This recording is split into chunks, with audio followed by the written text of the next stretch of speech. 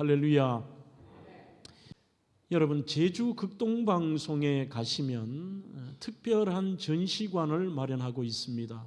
그곳은 바로 제주 극동방송이 어떻게 설립이 되었고 또 그리고 지금의 어떤 사명을 감당하느냐의 내용도 있습니다만, 더 중요한 것은 그 극동방송이 다른 타 방송보다 다른 역할은 바로 큰 안테나를 4개를 세우고 이 전파를 멀리는 동유럽까지, 특히 그들의 주 대상은 저 북녘 땅에 고통받는 지하교회 성도들, 또 중국의 지하교회 가정교회 성도들과 과거의 소련 시절에 공산주의 정권에 있던 분들, 그래서 시간을 정해놓고 어떤 때는 러시아 말로, 어떤 때는 중국어로, 그리고 대부분의 시간은 우리말로 저 북녘 땅에 고통받는 지하교회 성도들을 위한 방송을 합니다. 그런데 그것에서 제가 전시한 내용을 보면서 굉장히 감동도 받고 어떤 의미에서 나 자신을 한번 점검하는 시간이 되었습니다. 나는 목회자라고 하지만 이곳에 이렇게 방송을 듣고 정말 고통 속에 신앙생활하는 저분들보다 내가 더 나은 부분이 뭐가 있을까? 그러면서 몇 가지의 그 전시물 가운데 이런 것이 있었습니다. 1996년에 북한 청취자가 보내온 첫 번째 편지입니다. 이 편지를 통해서 방송국 직원들이 굉장히 힘을 얻게 된 이유가 뭐냐 하면, 진짜 우리가 보내는 이 방송을 북한 지하교회에서 듣고 있었네. 이분이 보면 존경하시는 한경은 안아은사께 문안드립니다. 뭐 이렇게 시작을 하는데, 정말 이 북한에 거의 지하교회 성도들이 영적으로 공급받을 만한 게 없는 겁니다. 심지어는 성경이 없는 경우도 있고 찬송이 없는 경우도 있고 은밀하게 예배를 드리는데, 한국에서 많은 그 라디오를 보내준 적이 있습니다. 자동으로 자연 이렇게 막 돌려서 들을 수 있는 그런 시설을 해가지고 작은 라디오인데, 이들이 그 신앙의 간증이나 또 목회자들의 설교를 통해 나오는 찬양을 가지고 그걸 받아 적는다 그래요. 받아 적기도 하고 또 이것을 하나의 신앙의 토대로 만드는데, 거기에 대한 감사를 이렇게 편지로 96년에 받은 것입니다. 그 다음에 두 번째 제가 인상적으로 봤던 것이 이 북한 청취자가 보내온 첫 번째 헌금인데, 제주 극동방송을 청취하던 북한의 한 성도가 2011년 11월 29일 노후된 송신기를 새 송신기로 교체하기 위한 모금 생방송을 듣고 그 한 구자 10만 원에 해당하는 중국 돈 500위안과 자신이 평소에 방송을 들으며 기록한 그 노트 있잖아요.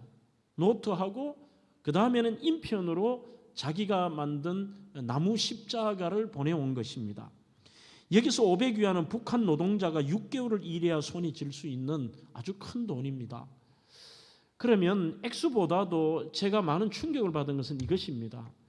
오늘 이들이 과연 무엇 때문에 자기 목숨과 이렇게 위험한 일을 바꿀까?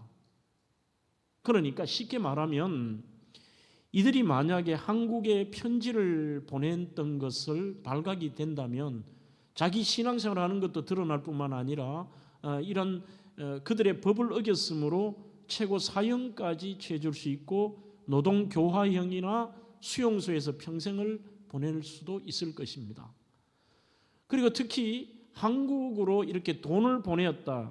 이거는 굉장히 이적 행위가 될 것이고 역시 목숨을 거는 일입니다. 과연 이런 것들이 자기가 목숨을 걸 만할까?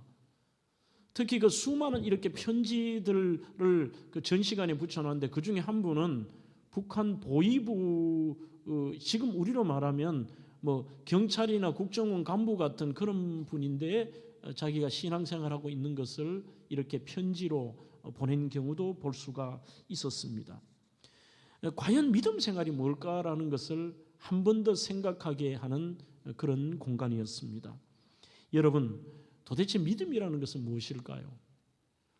케빈 하니라는 목사님은 무모한 믿음이라고 하는 그의 책에서 무모하다는 말, 영어로 하면 reckless faith라고 하잖아요.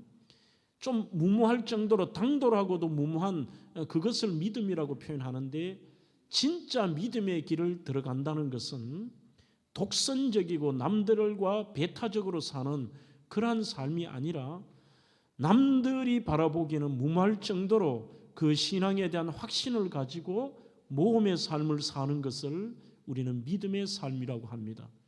그런 측면에 불과 이 차로 몇 시간밖에 되지 않는 이곳에 살아가는 우리, 특히 그리스도인들의 삶이 진짜 우리가 목회자조차도 이러한 무모한 믿음의 삶을 살고 있느냐, 모험하는 신앙을 가지고 있느냐에 참 부끄러웠다는 사실이죠.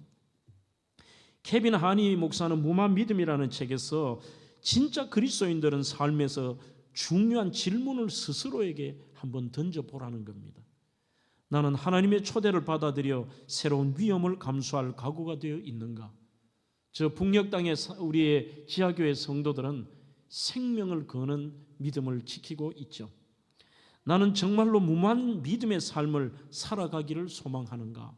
오늘 설교의 제목을 여기에서 따와 보았습니다. 나는 무엇도 두려워하지 않고 어디에도 제약을 받지 않는 믿음의 여행을 갈망하느냐? 나는 어떤 대가를 치르더라도 혹은 어디로 가게 되더라도 예수님을 따라 모험의 길을 떠날 준비가 되어 있는가? 그 네 가지의 질문을 던져보면 진짜 내가 예수를 믿는가 믿지 않느냐에 대한 답을 스스로 내릴 수 있는 것입니다. 그러면서 성경은 수많은 인물들이 어찌 보면 이 웨클리스라고 하는 단어가 어울리는 사람들이 아닐까? 특히 히브리서 11장의 초대교회의 수많은 그리스도인들의 삶은 여성을 포함해서 어떤 경우에도 내가 예수의 사람이라는 것을 드러내면서 생명까지도 거기에 과감하게 던질 수 있는 참으로 무모한 믿음의 사람이었다고 볼 수가 있습니다. 오늘 저와 여러분들이 생각할 이 아리마대 요셉이라고 하는 사람 역시 그 무모한 믿음의 네 가지의 질문의 행동으로 보여준 사람입니다. 여러분, 오늘 이 본문의 사건은 바로 예수님이 십자가에 돌아가신 바로 그날 당일 저녁에 있었던 일입니다. 예수님께서 지금의 시간으로 십자가에 달리셔서 오후 3시쯤에 운명을 하셨습니다. 그렇게 돌아가신 다음에 그렇게 3년간 예수님을 따라다녔던 제자들은 뿔뿔이 다 흩어져 버립니다. 다 흩어져 버리고 그 예수님의 시신 주변에는 여인들만이 슬피 울고 있습니다.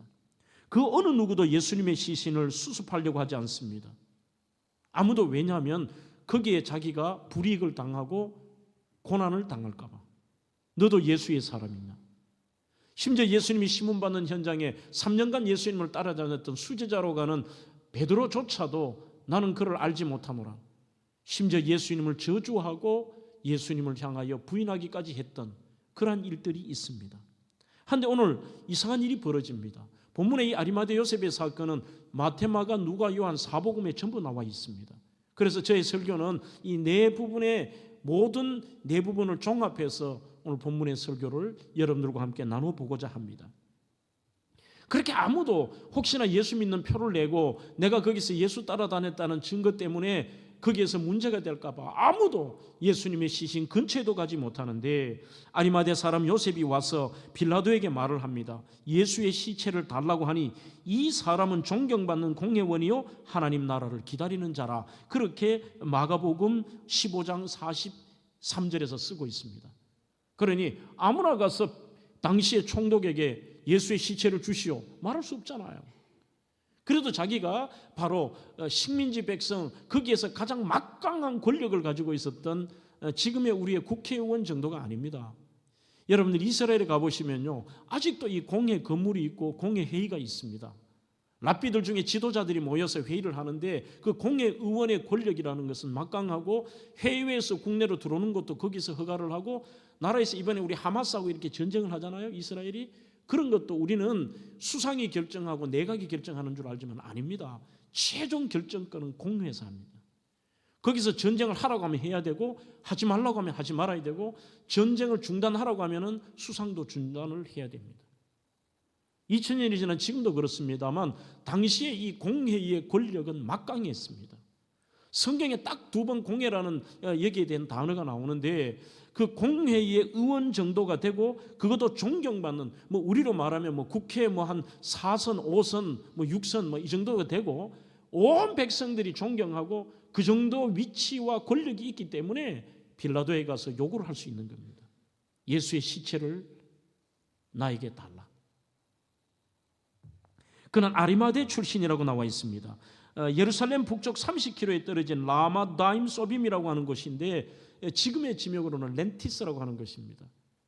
바로 사무엘의 고향 마을이죠. 거기서 태어난 사람인데 그가 이 정도의 사회 지도층 인물로서 아마 그 당시에 모든 사람이 놀랐을 겁니다. 아니 저 사람이 왜 예수의 시체를 요구를 해?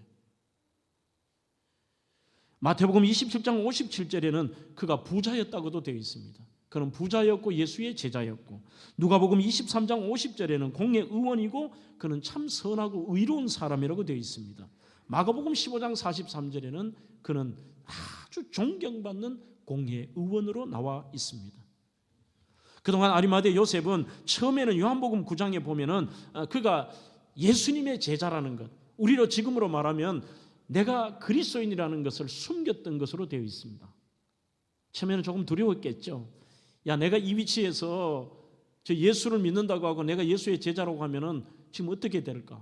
내가 이 공회 의원에서 박탈될 수도 있고 지금의 내 위치뿐만이 아니라 수많은 사람들에게 손가락질 뿐만이 아니라 내가 심지어는 군중들에게 몰매를 맞을 수도 있을 텐데, 그동안 아리마대 요셉은 자신의 사회적 신분과 위치 때문에 속으로는 예수님을 따르고 믿었지만 겉으로는 드러나지 않았습니다. 그러나 얼마간의 이 시간을 보내고 이 마지막 예수님의 십자가의 현장, 가장 중요한 그 현장에서 결정적으로 나서야 될 순간에 자신의 생명을 무릅쓰고 빌라도에게 예수님의 시신을 요구합니다. 단순하게 시신을 요구하는 게 아닙니다.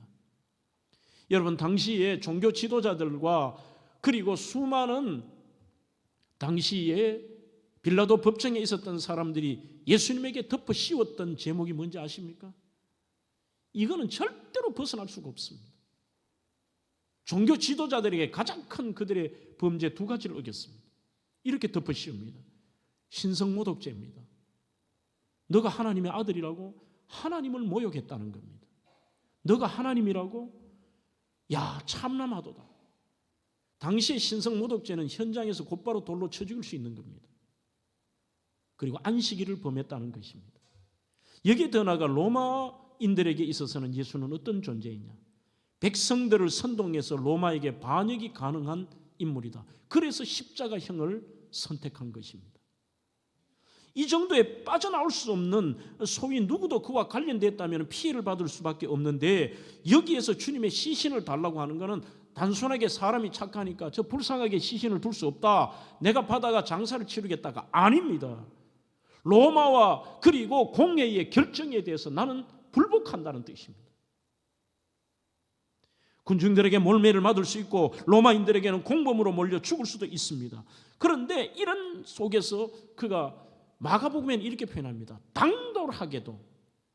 이게 이 당돌하게다는 말이 톨레오라는 말은 좀 아이들이 쓰는 표현으로는 겁없이 정말 무식하게 막 용감하게 그렇게 가서 예수의 시체를 나에게 주시오. 그것은 이런 뜻입니다. 당신들이 결정한 이 모든 것들이 잘못되었어. 그것이 맞더라면 십자가 형틀에 거기에서 보통 최악의 정치인이나 극악무도한 그러한 흉악범들에게 내리는 징벌입니다. 그러기에 누구도 그 장례를 치르지 못하고 가족도 치르지를 못합니다. 그러면 어떻게 하느냐? 이 시체가 십자가에 달려서 거기에서 아니면 내릴지라도 까마귀가 오든지 아니면 온갖 들짐승들이 와서 비참하게 뜯어먹도록 해버립니다. 그런데 그 형벌에 대해서 부인한다는 거예요. 아마 무엇 때문인지 모르지만 이분의 그 영향력 때문에 또 빌라도도 알고 있습니다. 죄가 없는데 사람들이 모함한다는 것을. 그래서 그도 손을 씻으면서 죄가 없다라고까지 표현을 하지만 그러나 법적인 책임은 빌라도에게 있죠. 아마 그래서 내준 것으로도 보입니다. 이 사람이 사회적 지위와 그리고 능력도 있고 또 거기에서 어떤 의미에서 죄가 없다는 자기도 그런 것이 있겠습니다만 내준 거예요. 그는 가장 결정적인 순간에 내가 제일 중요한 것은 그 행위 자체가 나는 예수의 사람입니다. 이것을 드러낸 것입니다. 케빈 하니의 네 가지 질문에 대해 행동으로 보여준 바로 아리마대 요셉입니다. 이 요셉이 예수님의 시신을 자신의 무덤에 장사한 것은 물론 구약 성경에 하나님이 예언하신 대로의 그 방법이었고 또 예수님의 죽으심이 인류를 위한 대속의 죽으심이며 약속대로 죽으셨다는 것을 말합니다. 또 어떤 의미에서 예수님의 이름 때문에 앞으로 내가 이 행동을 한 다음에 어떤 불이익을 당하더라도 그것을 감수하겠다는 결단이기도 한 것이죠. 이것을 성경은 당돌한 믿음이라고 하고 오늘 저는 설교의 제목을 케빈 하니의 책에서 인용해서 무모한 믿음이라는 표현을 써 보았습니다. 저는 두 가지의 측면을 오늘 여러분들과 말씀을 나눕니다. 첫 번째, 무모한 믿음이라는 것은 무엇이냐? 그것은 자유롭고 길들여진 내 삶에서 이제는 모험의 삶으로 들어가는 것이 그것이 무모한 믿음입니다. 오늘 본문 52절입니다. 그가 빌라도에게 가서 예수의 시체를 달라고 했습니다. 그러면 처음에는 그가 두려워 숨겼지만 이 시간이 지나면 지날수록 예수님에 대한 확고한 믿음을 가지고 있었고 그 믿음이 자신의 삶의 고백과 그리고 심지어 자기가 어떤 불이익을 당하더라도 죽을지언정 내가 이것을 드러낸 것입니다. 43절 아리마대 사람 요셉이 와서 당돌이 빌라도에게 들어가 예수의 시체를 달라고 하니 마가복음 15장 46절에 여기서 끝난 게 아닙니다. 요셉이 세마포를 사서 예수를 내려다가 그것으로 싸서 바위 속에 판 무덤에 넣어두고 돌을 굴려 무덤에 놓으매 이 여러분들의 절차가 성경에 상세하게 설명합니다. 그 예수님의 시신을 내립니다. 그리고 그 예수님의 시신을 내리는 정도가 아니라 여러분 유대인의 장례 전통은 그냥 세마포를 죽은 시체를 그대로 싸지 않습니다. 반드시 그 시체를 깨끗하게 씻게 되어 있습니다. 예수님의 시신을 깨끗하게 씻고 니고데모는 거기에서 역시 니고데모도 동일하게 무모한 믿음의 소유자입니다. 엄청난 향유를 예수님의 시신에 뿌립니다. 그리고 정중하게 그 시신을 세마포에 싸고 이것을 그 다음에 자기의 가족 무덤으로 만들어놨던 부자의 무덤이 돌을 파서 만든 그 부자의 무덤, 자기의 무덤 쓰려고 만들어놨던 우리 옛날 가묘 만들잖아요, 부모님들이.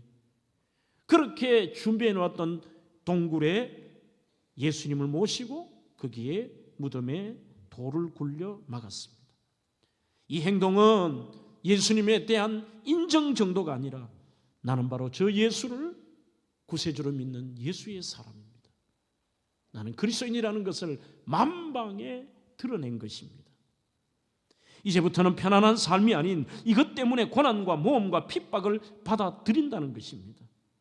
그리스도인이라고 말하는 것이 사회적 신분을 유지하는 데 어려움이 됩니다. 오늘 이 시대는 내가 그리스도인이라고 밝히면 손해보는 것이 많다고 느끼는 사람이 참 많습니다. 그리고 심지어 우리가 그리스도인이라고 하는 자체는 내 자체에 더 자유롭고 내 마음대로 하나님의 뜻을 내 뜻에 맞추는 게 아니라 우리가 그분의 뜻에 맞추고 그분을 구세주로 모시며 믿음의 생활 안으로 그 믿음 안에서 모험된 길로 들어가는 것입니다. 최근에 좀 안타까운 그 책을 하나 보았는데 교회 안 나가는 그리스도인 가난한 성도를 어떻게 이해할 것인가 좀 긴 제목의 책입니다. 정재영 박사의 책입니다. 여기에는 각종 통계와 함께 진단을 해놓았습니다. 여러분들 가난한 성도가 뭔지 아시죠? 안 들어보셨어요? 거꾸로 해보세요. 안 나갑니다. 그러니까 안 나가 교인인 거예요. 안 나가. 나는 예수 믿지만 교회 안 나가. 여기에 대한 것을 이분이 써놓았습니다. 교계 집계가 우리 대한민국의 개신교인 수가 1190만 명. 믿을 수 없는 통계입니다. 각종 뭐 교회들마다 등록하면 수십 년 이걸 다 잡아놓아서 뭐 이 교회 잡힌 성도, 저 교회 잡힌 성도. 2005년 물론 오래된 통계지만 인구주택 총조사에서 대한민국의 기독교인 숫자가 862만 명의 공식 통계입니다. 물론 여기에는 이단 사이비까지 포함이 되어 있습니다. 그들도 사이비가 없으니까 그냥 기독교로 체크를 하겠죠. 한데 가슴 아프게도 안나가 교인, 이 안나가 교인이 약 10.5%에서 11.8% 정도가 됩니다. 한 100여만 명 되겠죠. 그러면 그 숫자가 주로 어디냐면은 40대, 20대에서 40대까지가 거의 줄을 이루고 있는데 이들의 프로테이지가 20대가 19.4%, 30대가 23.2% 그렇게 진행이 되고 특히 서울에는 46.6%가 있고요. 심지어는 안수 집사님 이상의 중직자도 안나가 교인 중에 11.6%가 중직자라는 것이죠. 그러면 이들이 교회 출석 평균은 어떠냐? 평균 교회를 14년 이상 다녔던 분들, 그리고 이들은 대다수가 고학력자들, 사회의 전문직이나 고학력자들. 그러면 이런 것들에 대해서 이탈자들의 즉 가난 교인들이 왜 교회를 떠났느냐의 1번이 무려 30.3%가 자유로운 신앙생활을 위해, 즉 쉽게 말하면 편하게 부담받기 싫다.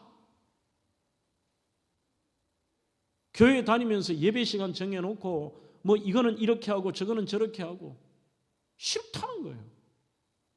날 타치하지 말라는 겁니다. 그러면 우리나라는 이 부담, 소위 말하는 편하게 누가 구애받지 뭐 정해진 시간에 나가고 이거 하고 이거 다 싫다는 거죠. 그냥. 그 다음에 우리나라는 교인들과 목회자들의 삶이 매우 신앙인답지 못했다. 뭐 이런 거 있잖아요. 전부 평가하고 비판하는 거죠. 자기들은 더 많이 이 젊은 세대가 문제 있으면서 저거는 어떻고 이거는 안 맞아. 내 생각이 안 맞아. 교회에 이렇잖아. 와, 저 사람 때문에 나 상처받았어. 교회가 왜 이래? 이런 통계도 30.6%나 됩니다. 그리고 하여튼 자기가 부담을 느끼거나 자기가 헌신하는 것에 대한 이 어떤 모험된 삶으로 들어가거나 내가 희생하고 내가 손해보는 것에 대해서는 굉장히 이 다음 세대가 민감한 거예요. 그래서 대다수가 소위 나한테 강요하지 마라. 그걸 강요로 보는 것이죠. 여러분들 미국에도 안나가 교인이 있다고 합니다. 우리보다 더 많습니다. 미국에는 31.2%가 안나가 교인인데 이들의 1번이 안 나가는 이유가 뭐냐? 그들은 시간이 없어서라고 얘기합니다. 저는 죄송하지만 우리보다는 낫다고 생각합니다. 우리는 내 기준에 안 맞고 나를 힘들게 만들고 나를 불편하게 만들고 내가 부담을 느끼기 때문에 나 안 나가.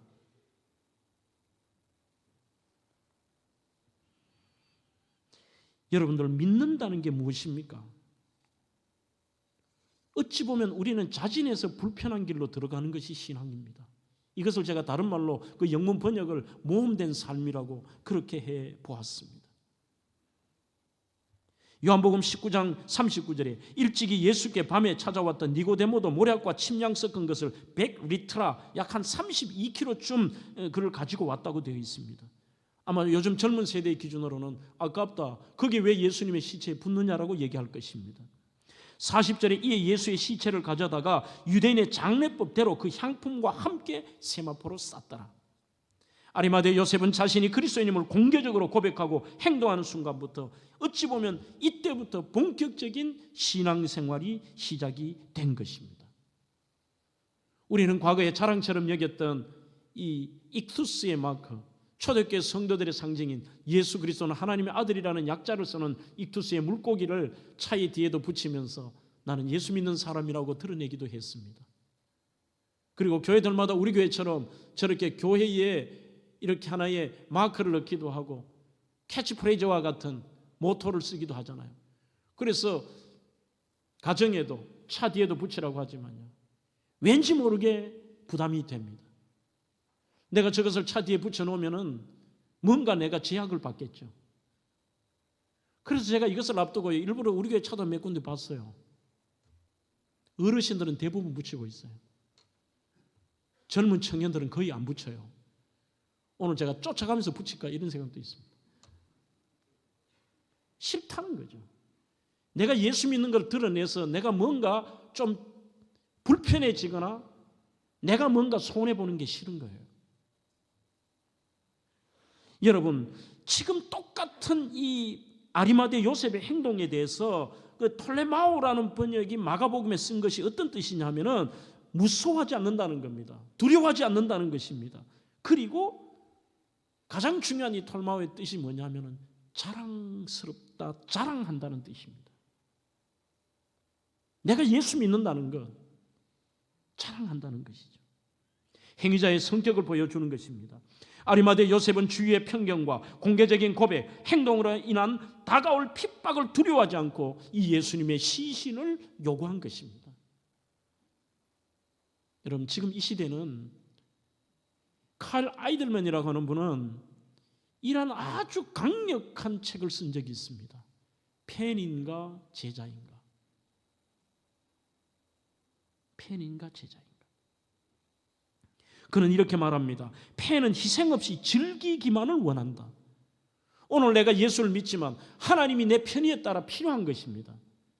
그리고 내가 편해야 되고 나는 즐겨야 되고 내가 제자이기를 원치 않습니다. 하지만 이 예수님의 오늘 시신을 수습하는 과정에서 아리마대 요셉은 이제 그는 자유로운 삶과 오늘 지금까지의 삶에서 모험의 삶으로 들어가게 된 것입니다. 초대교회 많은 성도들은 AD 313년 기독교가 공인이 되기 전에는 정말 수많은 고난 속에 살았습니다. 어찌 보면 여러분, 전부 이 신학의 유적들이, 신약의 유적은 전부 기독교 고난사 아닙니까? 로마에 가도 카타콤베가 있고, 터키에 가도 각 지역들마다 지하 도시들, 그리고 산에 굴을 뚫고 사는 사람들, 유리방황하며 살았던 그 현장들, 그들은 자진해서 오늘 내가 예수 믿는 사람이라는 것을 드러내며 그러한 어려움들을 자진해서 받고 모험의 길로 들어간 것입니다. 우리가 과연 예수 믿는다고 하면서 얼마나 많은 부분에 내가 모험된 삶을 사느냐. 그래서 제가 극동방송에 가서 저 자신을 돌아봤다니까요. 나는 성도들과 또 다르잖아. 목회자잖아. 그런데 나는 얼마나 내가 예수 믿으며 이 모험된 삶 속에 나를 던져보았느냐. 여러분, 로마의 외곽에 가시면은 일반인들도 카타콤베는 꼭 관광지로 들어가 있습니다. 이 카타콤베는 바로 로마 시대에 이미 백수십 년 전부터 그곳은 지하 공동묘지입니다. 사람들이 지하에 굴을 뚫고 거기에서 파서 여기에 사람의 시신을 세마포로 싸가지고 그 안에 이렇게 집어넣어 놓죠. 이것이 커지고 커졌는데 그것이 나중에 사람들 거기는 누가 가지 않을 거 아니에요. 땅 위에 있어도 그게 참 음흉한 시설이고 음침할 뿐만 아니라 근처에 가기도 싫은데 지하에 있으니까 누가 가겠습니까? 그러니 초대 그리스도인들에게는 가장 피하기 좋은 장소입니다. 거기서 파고 들어가고 깊은 곳에는 지하 거의 200m까지 파고 내려가서 지하 7층의 깊이까지 있는 것을 터키에서도 볼 수가 있습니다. 이 튀르키예의 언더그라운드 시티에 가시면은 거기에서 완전히 이거는 개미집처럼 파고 들어가 있고요. 카타콤베도 120개가 넘습니다만 아직도 발견되고 있습니다. 초대 그리스도인들이 참 많았다는 생각이 들기도 합니다. 이 길이를 지금까지 발견한 것만 해도 이 길이를 합치면은 약 한 900km 정도가 됩니다. 아주 좁은 복도로 이루어져 있고 두 사람이 지나가기도 힘이 듭니다. 바짝 한 사람이 붙어야 지나갈 수가 있습니다. 오늘 제가 직접 저기에 가서 찍어온 사진입니다. 미로 같은 길을 뚫고 중간중간에 방이 있습니다. 지금 여러분들이 보시는 이것의 까만 쪽이 어디냐 하면은 방금 제가 설명드린 대로 사람의 시체를 세마포에 싼 다음에 이렇게 넣어서 자원 이렇게 시간이 지나면 자연적으로 마르게 하는 그러한 바로 묘지죠. 옆에는 묘지가 있습니다. 죽은 사람의 시신이 있습니다. 오늘 저기에서 예수 믿는 이유 하나 때문에 그 신앙을 지키기 위해 저곳에서 수백 년을 살아왔던 것입니다. 어떤 사람은 태어날 때부터 죽을 때까지 빛을 못 본 사람도 있을지도 모르겠습니다. 시체를 넣어두는 공간과 함께 지냈습니다. 다행히 그래도 건조했기 때문에 사람들이 어느 정도는 지낼 수 있었을 것입니다. 그 다음 사진 한번 볼까요? 이 돌이 아무것도 아닌 것처럼 보이는데 굉장히 중요한 돌입니다. 기독교 역사에서 굉장히 중요한 돌인데 이곳으로 한 번씩 사람들이 방문을 하면 방문자의 이름을 이렇게 남겨놓습니다.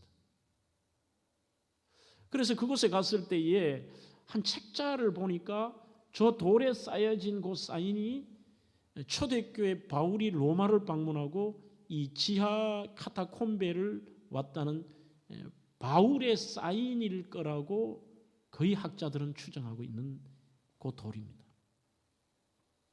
그 다음 사진을 한번 보겠습니다. 지금 이곳은 뭐냐면 방금 설명을 드린 대로 개발된 곳이 아닌 곳은 저렇게 쳐놔서 만약 그냥 사람이 못 모르고 저기 들어가면 못 찾아 나옵니다. 그래서 앞을 저렇게 막아 놓았습니다. 다음입니다. 이곳은 그 120개가 넘는 카타콤베 중에 제가 간 곳이 산 세바스티아노라고 하는 곳을 찾아갔습니다. 첫째는 그 바울의 돌 때문이었고 두 번째는 이러한 사연 때문입니다. 지금 저렇게 석고로 만들어 놓은 저 상이 바로 세바스티아노라고 하는 로마 장교의 모습입니다. 이 로마의 장교가 카타콤베에 그리스도인들이 숨어서 믿음 생활한다는 소리를 듣고 병사들과 함께 그들을 잡으러 밑으로 내려갔다가 거기에서 길을 잃어버립니다. 길을 잃어버리고 이분이 그리스도인들의 도움을 받고 거기서 그들의 삶과 그들의 신앙을 보면서 감동을 받습니다. 그리고 거기에서 그가 예수님을 영접합니다.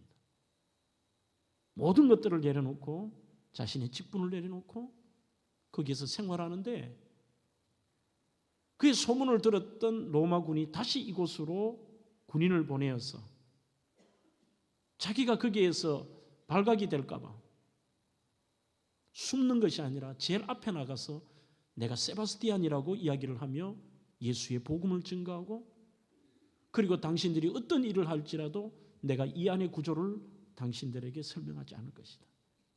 그런데 나는 당신들에게 이 예수의 복음을 증거하려고 나왔다. 그때 로마 군인이 그에게 저렇게 활을 쏩니다.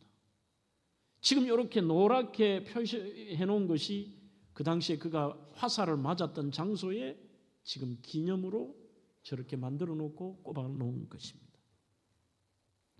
여러분, 우리는 이것이 옛날 이야기처럼 들릴 수도 있습니다. 그러나 지금도 저 북한 지하교회에 동토의 땅에서 엄청난 박해 속에서도 이면수 목사의 책에 보면 여전히 우리가 알지 못하는 수많은 사람들이 믿는다는 이유 하나만으로 수용소에서 짐승보다 못한 생활로 평균 수명 그 안에서 2년을 견디지 못하고 죽음에 이르는 분들도 많다고 합니다.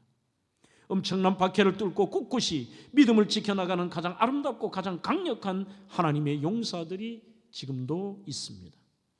오늘 51절에 보면 그들의 결의와 행사에 찬성하지 아니한 자라고 밝히고 있습니다. 신부는 공예 의원입니다. 그러면 여기에서 무슨 말이냐? 누가복음 22장 66절부터 보면 공예에서 결정한 게 이겁니다. 저 예수는 신성모독죄야.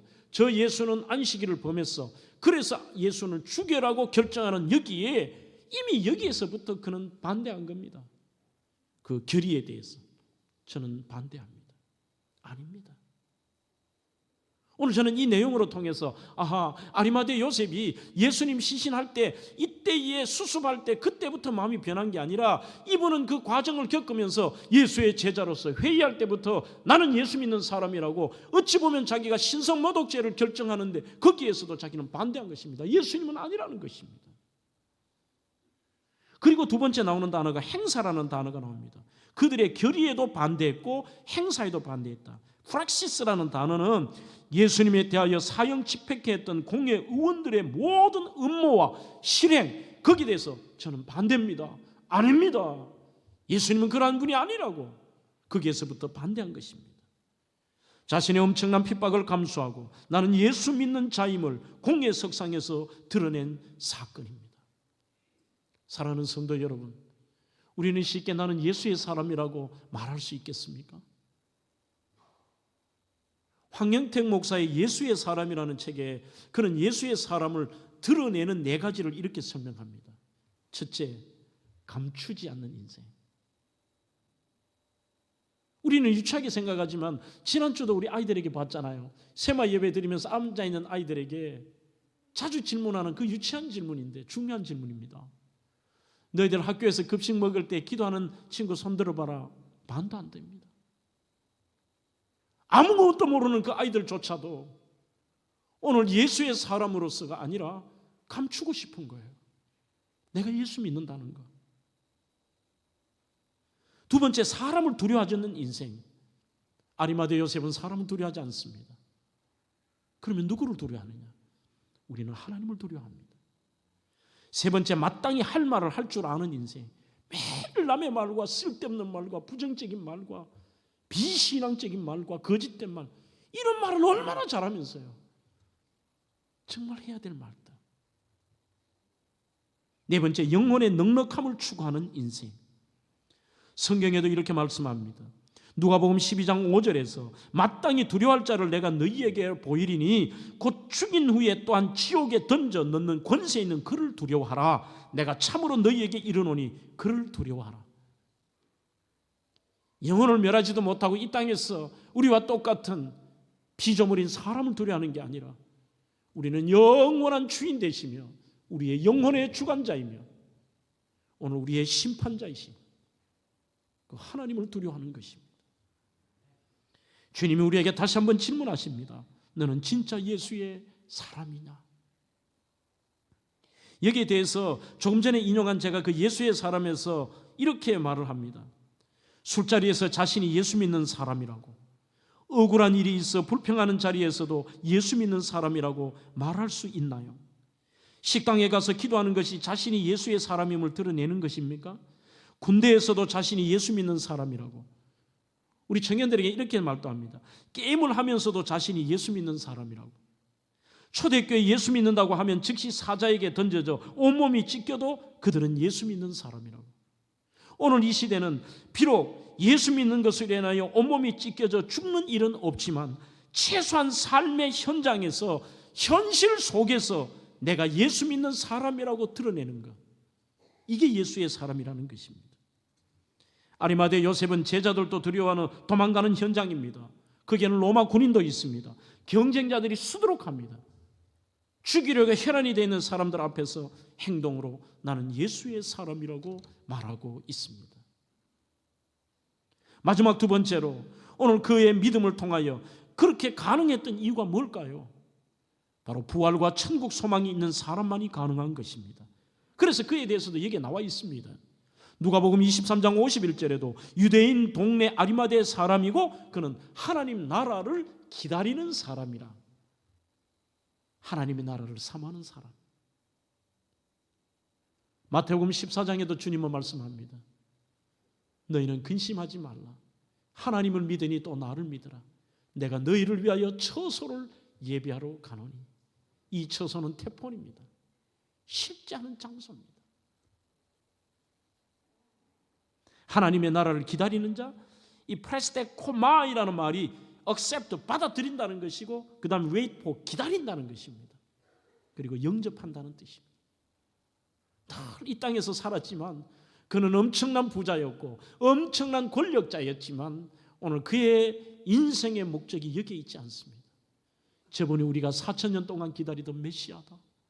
저분만이 내가 곧 길이요 진리요 생명이니 나로 말미암지 않고는 아버지께로 올 자가 없느니라. 오늘 예수 믿는 그 길만이 저분은 우리의 구원자다. 그리고 그분의 시선을 싸면서도 평상시에 그분이 했던 말을 묵상했을 것입니다.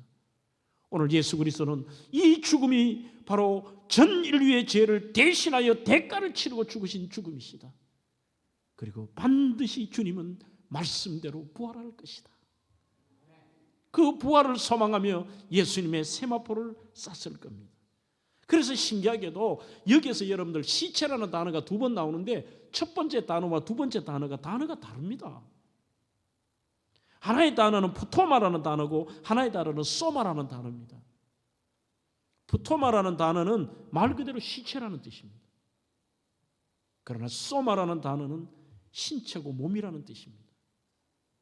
부활의 소망을 안고 있습니다. 윗셀이라는 학자는 이렇게 본문을 주석을 달고 있습니다. 아리마대 요셉은 예수의 죽은 몸 앞에서 죽음 저 너머에 있는 예수의 영광스러운 부활을 소망하며 내다보고 있었던 것입니다. 그에게는 영광스러운 부활과 장차 들어갈 천국 소망으로 모든 환경적 불리함을 떨치고 자신의 신앙을 표현할 수 있는 담대함이 있었던 것입니다. 이렇게 설명을 합니다. 여러분, 영혼은 죽지가 않습니다. 그리고 우리의 영혼이 지금 당장 죽더라도 그 영혼은 하나님 곁으로 갈 것이고, 오늘 그곳에서 안식을 누리다가 예수님 재림하시는 날 우리의 여러분들 초대교회 성도들의 고백이 뭔지 아세요? 우리의 몸은 부활합니다. 몸도 사라지는 것이 아니라 천지 만물을 말씀으로 만드신 하나님이 마지막 때에 그분의 능력의 말씀으로 있으라 하시며 가장 신령하고 영광스럽고 아름다운 모습으로 부활할 줄로 믿습니다. 그런 어떤 영원한 것을 가지고 있기 때문에 이 땅에서의 어떤 고난이 찾아와도 그것 앞에 담대할 수 있습니다. 내가 예수의 사람으로 드러낼 수 있는 것입니다. 1907년 3월 11일 미국 블루웰 에브뉴 병원에서 닥터 맥더갈이라고 하는 분이 영혼의 무게를 쟀다는 게 뉴욕 타임즈지에 나옵니다. 미국의 의학학회 4호로에도 나옵니다. 영혼도 역시 하나의 물질이라는 가정하에 있다는 거죠. 그래서 정밀한 저울로 장착한 침대를 만들어 관찰을 합니다. 6명의 환자, 이 임종을 앞둔 환자에게 설치를 하고 그들이 딱 숨이 떨어지니까 갑자기 몸무게가 21g가량이 줄어든다는 사실을 밝혀냅니다. 그 다음에는 15마리의 개를 실험을 합니다. 그런데 개가 숨을 헐떡거리고 딱 떨어져도 차이가 없는 겁니다. 하지만 이 실험은 인정을 받지를 못했습니다. 첫째는 샘플 수가 너무 작다는 겁니다. 두 번째, 저울을 신뢰할 수 없다는 거죠. 그 다음에 몸무게 변화치가 너무 작아서 신뢰도가 없다는 거죠. 그래서 의학적으로 인정을 받지 못했습니다. 이게 여러분들 이 제목에 영화 제목이 있잖아요. 그런데 그것을 최근 2007년 스웨덴의 룬데 박사팀이 정밀 컴퓨터 제어 장치로 실험의 진위를 실험을 했습니다. 임종 시의 체중 변동이 정확하게 지금 나온 숫자대로 21.2621, 사람이 숨이 딱 떨어지니까 저만큼 변동이 있더라는 거죠. 그러면서 이 룬데 박사팀은 우리가 모르지만 모른다는 말을 해요. 사람들은 자기들이 모르면 모른다고 합니다. 아리마대 요셉은 예수님의 대속의 십자가의 죽으심을 그냥 이런 숫자 아니라 믿는 거죠. 육체와 영혼이 존재한다. 인생의 죽음이 끝이 아니다. 오늘 예수 그리스도로 말미암아 우리는 사죄의 은총을 누리고 영원한 하늘 소망으로 살아가는 거죠. 그것을 기다린 겁니다. 아마 제가 맥다갈 박사가 어떻고 숫자 얘기하면 이런 데는 또 청년들이 눈이 이만큼 커진다니까요. 이거 아무것도 중요한 거 아니에요.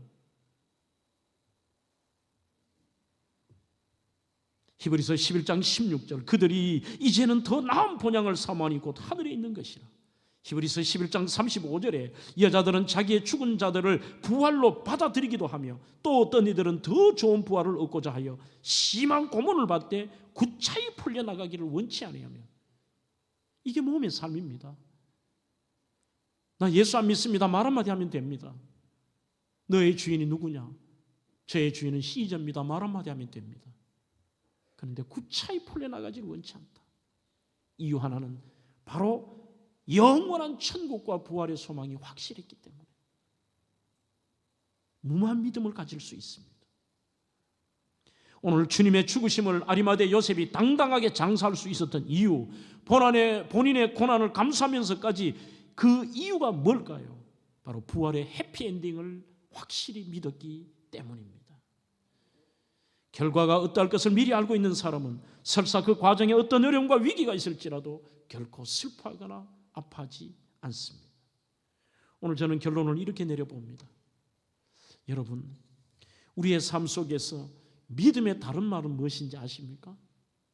믿음의 또 다른 말은 기다림입니다. 우리는 천국을 기다립니다. 우리는 부활을 기다립니다. 우리는 영광스러운 영생을 기다립니다. 하워드 마샬이라고 하는 분은 그 천국은 기쁨과 즐거움이 영원히 약속된 곳이라고 말하고 있습니다. 그래서 초대교회 여인들뿐만 아니라 우리 어머니 세대들도 힘들 때마다 괴로움과 죄가 있는 곳 나 비록 여기 살아도 빛나고 높은 저곳을 날마다 바라봅니다. 천국은 멀리 있는 곳이 아닙니다. 그래서 마지막 이 책을 하나 인용해 봅니다. 유진 피터슨의 일상 부활을 살다라는 책에 정말 중요한 문구가 하나 나와 있습니다. 우리는 부활을 경외감과 친밀감 모두가 필요하다, 이렇게 쓰고 있습니다. 우리는 부활이라고 하면 너무나도 신비로운 것과 경외감을 가지고 보지만 그것이 내 것으로 지금 내 삶에 와닿지는 않습니다. 이게 우리의 삶에 와닿으면 지금의 고난도 이깁니다. 어려움도 견딥니다. 그리고 기쁨으로 기다립니다. 하나님이 그저 하나님에 관한 추상적인 이야기에 머무는 것이 아니라 일상의 생생한 임재로 경험되는 것, 그것이 부활이라고 쓰고 있습니다. 일상이 우리를 만들어가는 겁니다. 평시에도 우리는 이 부활의 소망으로 단단해지고 견디고 기다리는 것입니다. 오늘 저는 이렇게 질문을 던집니다. 사랑하는 대명의 성도 여러분, 여러분들은 예수님의 팬이십니까? 예수님의 제자이십니까?